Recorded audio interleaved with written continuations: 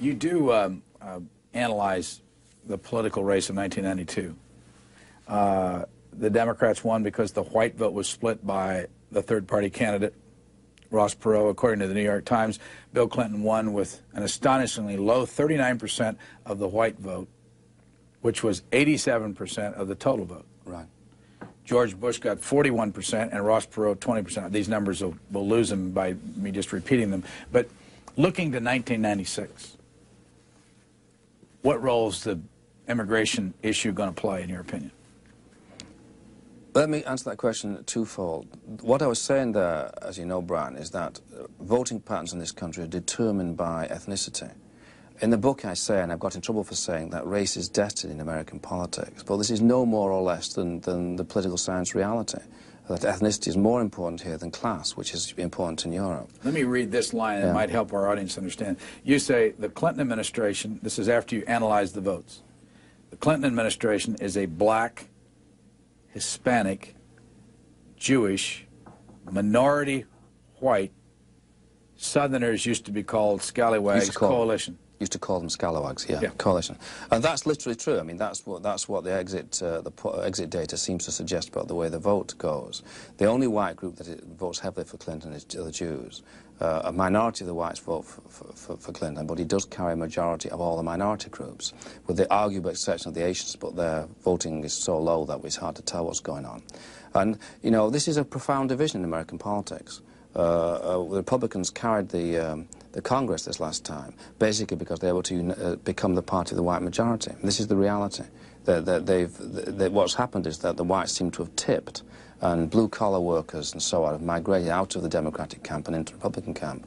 And it's a very disturbing thing. I mean, politics do operate on racial lines in this country, which is why, if you muck about with the racial balance, you are altering the political future of the country.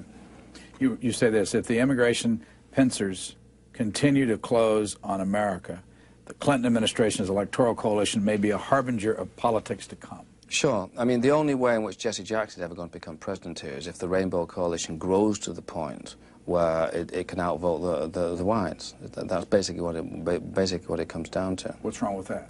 Well, my view is what's right with it. I mean, you have to go to the whites and tell them this is going to happen because of public policy.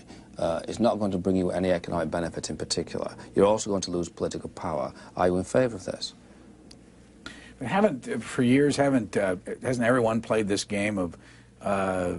I should say, by the way, Brian, this isn't set in stone. I mean, groups do change sides. So it's a question of how well this stimulative mechanism works. It's also not clear to me that this Rainbow Coalition is going to hold together because there are deep antagonisms between the various components of it. Give us more on that. Well, I mean, I'm very intrigued recently with the conversations that have been going on in the black community about setting up a separate black political party. I think in some senses that might be a rational strategy for them. Because it's a better way of exerting influence. It isn't clear that the Asians again is a big category because it's not just it's not just what we used to call Orientals.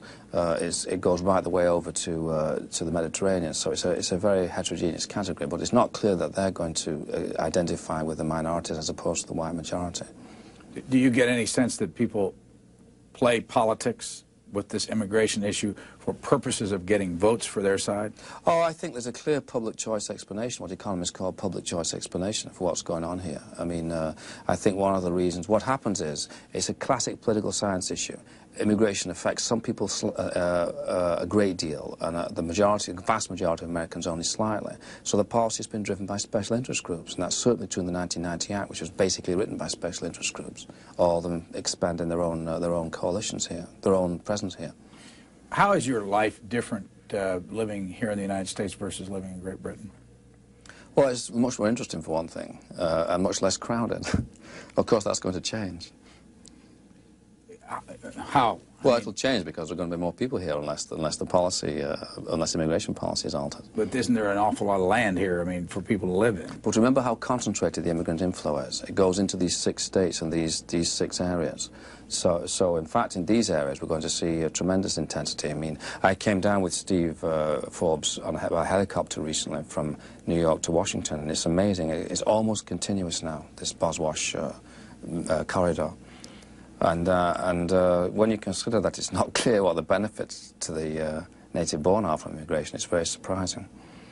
But if people like that, what's wrong with it? People like what? Living in this kind of a megapolis that we do here on the East Coast. I mean, Well, do people like having the population of their cities increased by large numbers of immigrants? The opinion polls say overwhelmingly not. But the issue has not been frankly discussed because of what I call in the book Hitler's revenge, you know. The 65 Act was really Hitler's revenge. It was an attempt. The American elites emerged from the war so traumatized, World War II, so traumatized by fighting Nazism that they set about extirpating discrimination.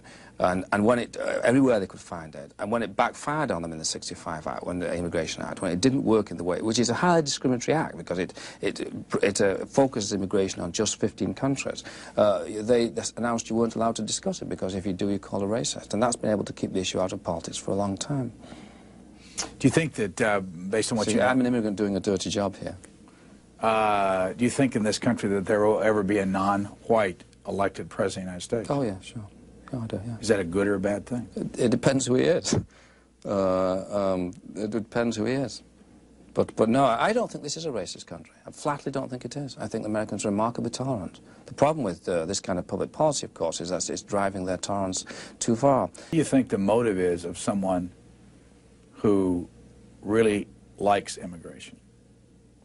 Well, you can think of all kinds of motives, and they may themselves be immigrants who want to see more of their own people in here, and that's a commonly and widely accepted thing, apparently, that immigrants can advocate more immigrants coming in. They just don't like them advocating less immigrants coming in. I think also that, you know, the opposite of nativism is alienism. There are some people who are deeply alienated from American society, and they look to immigration as a way of transforming that society. You know, I often trap people into this because I say to them, there's no economic motive for this immigration, so what's your motive? And they'll say things like, well, I didn't like it when it was an all-white society. I quote Earl Raab, the columnist in this book, saying that the great thing about immigration is it makes impossible the rise of a Nazi party in America because it's introduced so many minorities into society. And I like this explanation because it's rational. There's a rational explanation as to why we should have immigration. My only further point is we should now go to the American people and ask them, is that okay with them?